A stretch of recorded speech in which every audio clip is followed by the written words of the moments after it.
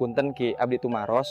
Nah ieu ajaran atanapi agama teh tiasa lebet sareng ditampi ku karuhun urang.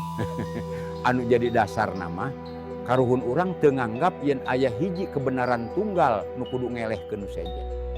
Jeung inti tina ajaran Sunda nyaeta ngajaga kasaimbangan manusia jeung alam, karuhun oge kasangtiang.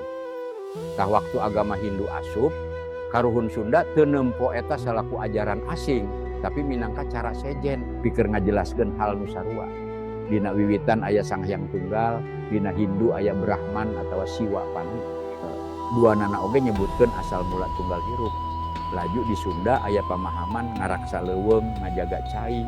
Dina Hindu aya konsep dharma atawa tugas suci ngajaga kahirupan.